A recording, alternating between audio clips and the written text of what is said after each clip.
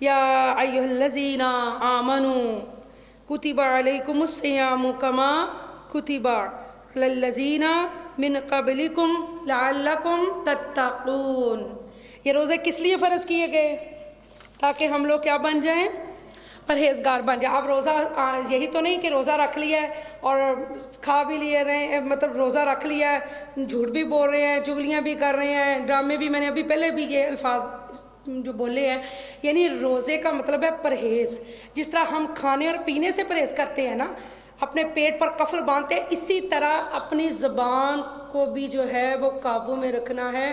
زبان کا بھی روزہ ہے اور جھوٹ نہیں بولنا۔ سارا دن پریکٹس کرنی ہے کہ میرا روزہ ہے، میں نے جھوٹ نہیں بولنا، میں نے تقوی حاصل کرنا ہے، جھوٹ نہیں بولنا، پھر میں نے سچ بولنا ہے، پھر میں نے چغلی نہ کرنی ہے نہ سننی ہے، پھر میں نے ان ہاتھوں سے کسی کو مارنا نہیں ہے، ان ہاتھوں سے کسی کے ساتھ زیادتی نہیں کرنی، یہ ہاتھ کسی یتیم مسکین کے سر پہ پھیرنے ہیں، ان ہاتھوں سے خیرات کرنی ہے، ٹھیک ہے نا؟ اور ان پاؤں سے بازاروں میں نہیں چل چل کے جانا۔ آپ یقین کیجئے، اللہ کا شکر ہے اب تو بہت شعور آ گیا ہماری بہنوں کو، مارکیٹوں میں بازاروں میں نہیں پھرتی، بہت سے ماشاءاللہ جو قرآن کلاسوں میں آ رہی ہیں، جو قرآن پڑھ رہی ہیں، ان کے پاس ٹائم ہی نہیں ہے۔ یہ عبادت والا مہینہ ہے، ہم روزہ اللہ کے لیے رکھتے ہیں اور اس کا بدل اللہ خود ہے۔ سبحان اللہ۔ جس کو رب مل جائے اس کو کیا چاہیے؟ روزے کا بدل تو دیکھو کہ روزے کا جو انعام ہے وہ اللہ خود ہے۔ جس کو رب مل جائے اس کو تو کوئی چیز اور نہیں چاہیے، کائنات ساری اس کو مل گئی۔ تو اس لیے میری بہنوں، روزہ تقویٰ ہے، روزہ پرہیز سکھاتا ہے کہ کس طرح اگر ہم ایک مہینہ بچ سکتے ہیں برائیوں سے تو ہم پورا سال بھی تو بچ سکتے ہیں۔ یہ ایک پریکٹس ہی ہے کہ کس طرح سے ہم نے برائیوں سے بچنا ہے۔ دل یاد لئی بنایا ہے، تعریف لئی زباں، تے اکھیاں بنائیاں سونے دے دیدار واسطے۔ کہ رمضان میں اب ذکر کرے، یا حیو یا قیوم برحمتک استغیث۔ یہ جو دن ہے، چلتے پھرتے اٹھتے بیٹھتے کیا کرنا ہے؟ اللہ کا رحمت کا اشرا ہے، اللہ سے رحمتیں مانگیں، ذکر کرنا ہے۔ چلتے روزے کی حالت ہے، زبان ذکر سے تر رہے، پھر دیکھیں کیسے فیض نصیب ہوتا ہے۔ سبحان اللہ۔ تو روزے کی حالت میں ٹی وی بھی نہیں دیکھنا، یہ دیکھ لیں۔ روزے کی حالت میں فلمیں، ڈرامے، گانے، یہ سب چیزیں نہیں سننی۔ جو لوگ گانے سنتے ہیں اللہ تعالیٰ ان کے کانوں میں سیسا پگھلا کے ڈالیں گے۔ مائیں جب خود نہیں دیکھیں گی تو اولاد بھی نہیں دیکھے گی، تو بڑی بہنیں نہیں دیکھیں گی تو چھوٹی بھی نہیں دیکھیں گی۔ جب گھر میں کوئی بندہ شروع کرتا ہے تو ساتھ دوسرے بندے بھی بیٹھے دیکھنا شروع کر دیتے ہیں، ان کی بھی دلچسپی بڑھ جاتی ہے۔ تو نہ آپ گھر میں لگائیں گے، نہ کسی کی دلچسپی ہوگی، تو قربانی تو پھر کسی نہ کسی کو دینی پڑے گی نا، اللہ کی رضا کے لیے، اخروی کامیابی کے لیے۔ اللہ تعالیٰ ہم سب کے روزے قبول فرمائے اور اللہ تعالیٰ ہمیں تقوی نصیب فرمائے۔ چلیے جی، ایام معدودات، اللہ فرماتا ہے یہ گنتی کے چند دن ہیں۔ یہ چند دن بھی لوگوں کے لیے بڑے مشکل ہیں۔ کئی لوگ کہتے ہیں جی روزہ لگتا ہے، تو روزہ لگنا ہی روزہ ہے۔ حدیث میں آتا ہے کہ کچھ لوگوں کو بھوک اور پیاس کے سوا ملتا ہی کچھ نہیں۔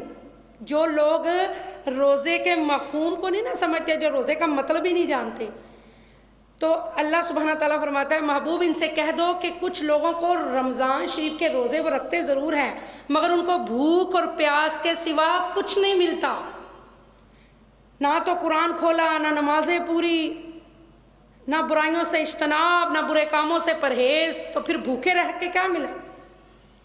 روزہ تو انسان کو اللہ کے قریب کر دیتا ہے۔ روزے کی حالت میں تو بس بندے نے پھر رب رب بھی کرنا ہے کہ میرا روزہ ہے۔ اللہ سبحانہ تعالیٰ فرماتا ہے یہ کوئی بہت زیادہ دن تو نہیں ہے، 30 دن ہیں سارے، ایک مہینہ۔ 11 مہینے ہم کتنی اللہ کی نعمتیں کھاتے ہیں، ایک مہینہ۔ اور یہ بھی نعمتیں ہی ہیں، یہ بھی اللہ کا فضل حاصل کرنے کے لیے ہے۔ جب ہم سحری اور افطاری کرتے ہیں تو کتنی اللہ کی نعمتیں ہوتی ہیں دسترخوان پہ، سبحان اللہ، بلکہ میرا تو خیال ہے کہ بڑھ جاتی ہیں۔ اصل تو یہ تھا کہ کم کھاتے اور کینسر جیسی بیماری سے بچ جائیں۔ کینسر کا جو علاج ہے، یہ جو ہم لوگ روزے رکھتے ہیں تو کینسر جو ہے وہ ختم ہوتا ہے جب انسان بھوکا رہتا ہے۔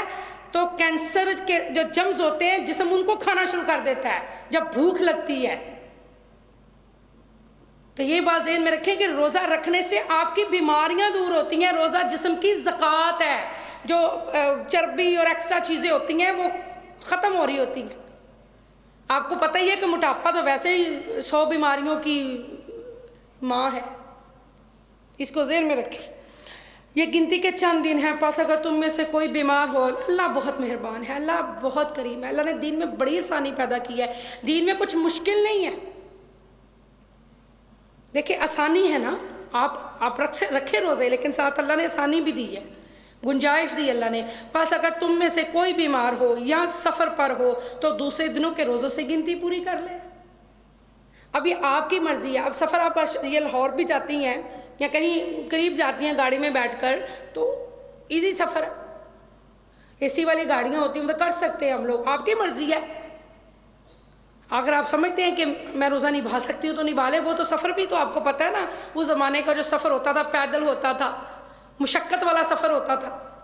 تو بہرحال اللہ نے گنجائش دی ہے بیماری میں اور کس میں؟ سفر میں۔ اللہ سبحانہ تعالیٰ ارشاد فرماتا ہے اور جنہیں اس کی طاقت نہ ہو ان کے ذمہ ایک مسکین کے کھانے کا بدلہ ہے، جی ایک مسکین کے کھانے کا بدلہ۔ پھر جو کوئی اپنی خوشی سے زیادہ نیکی کرے تو وہ اس کے لیے بہتر ہے، تمہارا روزہ رکھ لینا تمہارے لیے بہتر ہے اگر تمہیں سمجھ ہو۔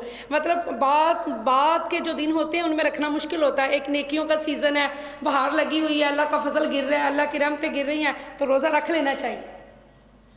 جو لوگ کہتے ہیں بعد میں رکھ لیں گے، تو میرا خیال ہے کہ بعد میں ذرا مشکل ہو جاتی ہے، تو یہ ایک مہینہ ہی برکتوں والا ہے۔ تو اللہ سبحانہ تعالیٰ فرماتا ہے کہ مسکین کا کھانا ہے، لیکن اگر تم زیادہ دے دو تو یہ بہتر ہے۔ تو جو لوگ روزے نہیں رکھتے وہ 10 20 ہزار اپنی حیثیت کے مطابق دیں فدیہ، تھوڑا فدیہ نہ دیں، زیادہ دیں۔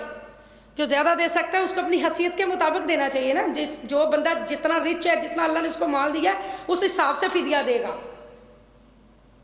عموماً ایک رقم مقرر کر دی جاتی ہے، وہ ایک ہو جاتا ہے، لیکن یہاں یہ بھی بتایا، دیکھیں نا آپ پڑھے ذرا آیت پڑھیے گا یہاں پہ اللہ تعالیٰ کیا فرما رہا ہے، یطیقونہ فدیات طعام مسکین فمن، اللہ فرماتا ہے کہ پھر جو کوئی اپنی خوشی سے زیادہ نیکی کرے، دیکھیں نا انڈر لائن کرے اس کو کہ جو کوئی اپنی خوشی سے زیادہ نیکی کرے، یعنی یہ بھی فرما دیا کہ ایک مسکین کے کھانے کا بدلہ ہے، مگر ساتھ یہ بھی فرما دیا کہ اگر زیادہ ایک کو کیا کھلانا آپ زیادہ کو بھی کھلا سکتے ہو، سبحان اللہ، زیادہ بھی دے سکتے ہو، یہ تمہارے لیے زیادہ بہتر ہے۔ اور پھر یہ بھی فرما دیا تمہارا روزہ رکھ لینا تمہارے لیے زیادہ بہتر ہے۔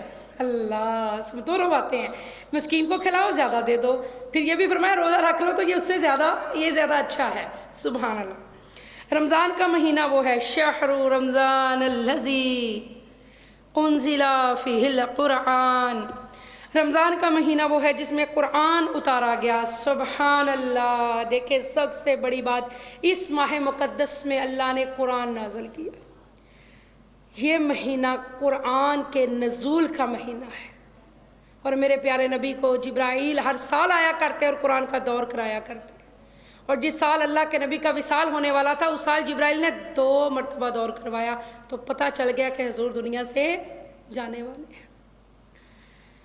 جو لوگ اللہ فرماتا ہے جس میں قرآن اتارا گیا، رمضان کا مہینہ وہ ہے جس میں قرآن اتارا گیا، انزل فیہ القرآن، جس میں قرآن اتارا گیا، قرآن ھدی للناس، یہ قرآن کیا ہے؟ جو لوگوں کے لیے ہدایت ہے، ھدی للناس، ہدایت ہے، للناس لوگوں کے لیے۔ یعنی اب آپ لوگ دیکھو کہ کیا فائدہ کہ انسان قرآن بھی پڑھے اور ہدایت بھی نہ ملے، ہدایت ملتی ہی قرآن سے، اصل علم ہی قرآن کا علم ہے، جس کو یہ مل جائے سبحان اللہ وہ دنیا کا بہترین انسان، وہ بہترین انسان، بہترین انسان ہے۔